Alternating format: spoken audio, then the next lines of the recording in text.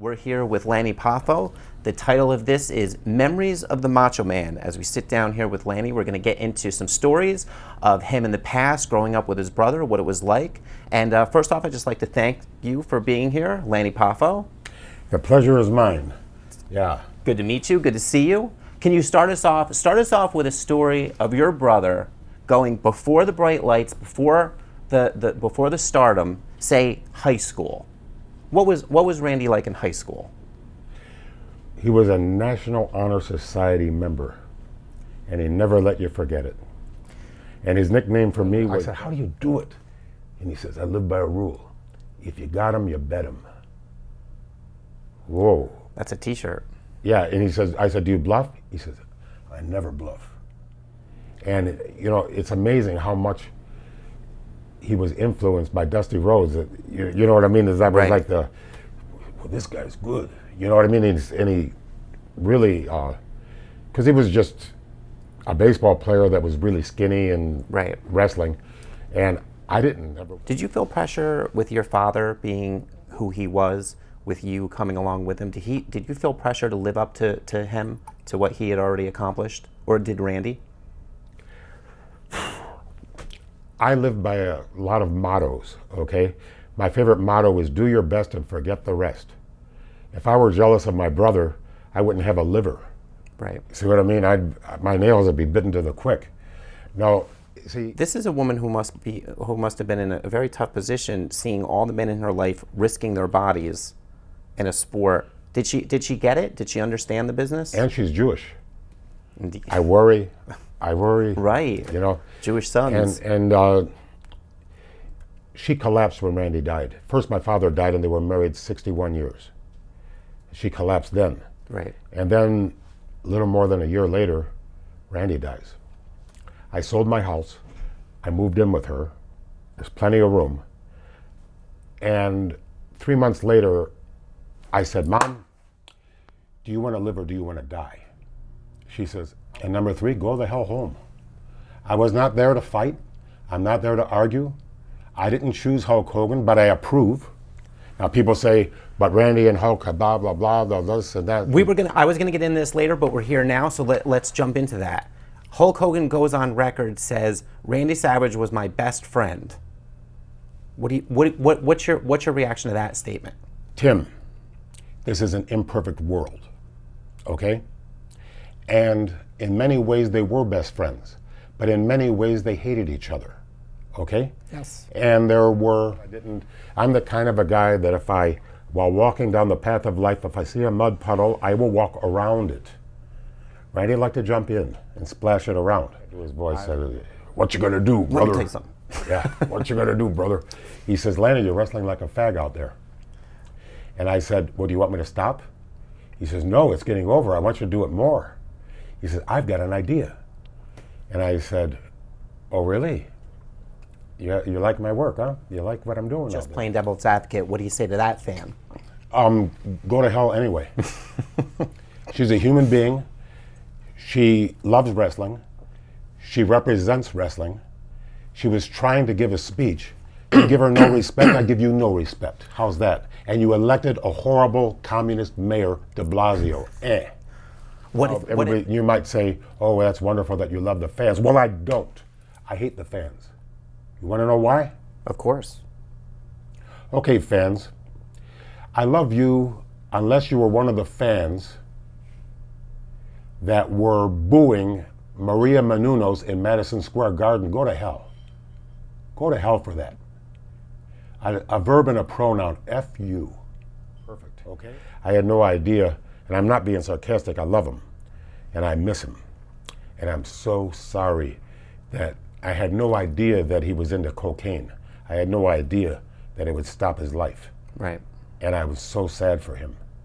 But I'll tell you what, as much as I love Mr. Perfect, I'm not gonna follow his direction.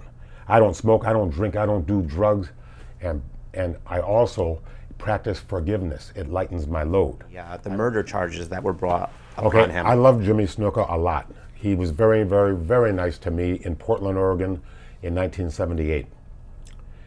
Brother, I'm gonna help you any way I can, brother. What a nice man. I love him, but it is possible that he did kill that girl. And it's possible that he was so effed up on God knows what that he doesn't even remember it. Because I saw him like recently, by that I mean 2-3 years ago. That you know of? 3 letters. P-A-T. Pat. Patterson. Wow. Yeah, wow. Wow. And he also blamed Chief Jay Strongbow. Now, he didn't blame Vince, because Vince let his minions do a lot of his small work, while Vince occupied his life with big work, major deals with NBC, major deals with pay-per-view. Right. Said, Vince, Lou Thesz didn't break your arm. You broke your own arm because you're too fucking fat, and you're a disgrace to the business. You have no right to be in the ring. You suck. And I said, later, not then, but I said, is this how we're going to act now? He said, I'm sorry about the Battle Royal. And then I let him talk about it. I didn't interrupt him. And then I saw him switch gears and started denying it. Now, come on, Tim, if you're going to apologize, apologize. If you're going to deny it, deny it. If you're going to apologize and then deny it, why would you apologize?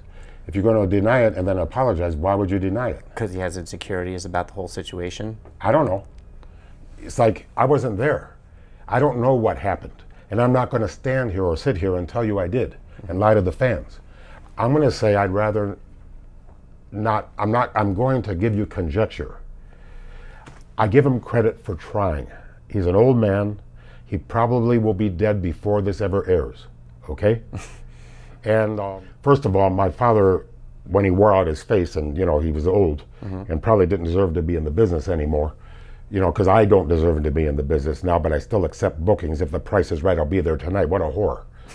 You know, I pull my trunks all the way up to my tits, and I go out there, and after it's over, I want to just give the fans a refund. You know, and Ray Stevens and Pat Patterson were over like, oh my God, this was the greatest entertainment, drawing big money, not an empty seat. Pow, pow, pow, pow, pow. And we had a discussion about it and said, Ray Stevens and Pat Patterson are the greatest workers in the country. So if you're going to knock Pat Patterson, do it. But don't you dare knock his work. Don't you dare say that. If you had to guess, I know you don't know specifics, if you had to guess on why he was kept out of the Battle Royal, strictly hypothesis, what would be your opinion? I love Ric Flair. He's the nicest man. He is the greatest talent. I love him. I think he's fantastic. And I have personal affection for him because he was nice to me when I was nothing. And you know what? Man, you got a lot of pussy during his towns too. Because I'm going to tell you what. Let's say for argument that he wouldn't have been able to have as great a match with Shawn Michaels as he had with Ricky Steamboat. Wouldn't you like to see him try? It wouldn't have made one bit of difference. And every single fan would have been on the edge But of wouldn't their you seat. like to see him try? Absolutely. Don't you feel robbed that you didn't get to try? Absolutely. Broke up. And then she got married. She had 2 children. She divorced. Randy got married to Elizabeth. They had no children. They divorced. And now Randy was being promiscuous. And I'm being nice. I understand. I buy my condoms 12 at a time now. January? Just kidding. Okay. Terry Funk. I love Terry Funk. I would have never had to turn heel if I could work with him every night. Okay, here's what I thought of when I wrote the speech. And trust me, I spent a lot of time on it, okay? I thought it was worth a little time. George Burns once said, have a great beginning and a great ending and put them as close together as you can. Day of the week. Ricky Steamboat.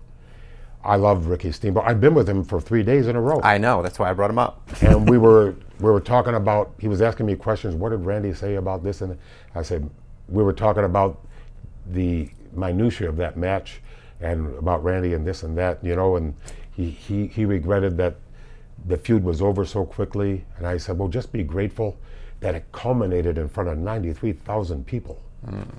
King Kong Bundy. Probably the greatest big man in the business. You think so? Yeah, some people think Bam Bam was.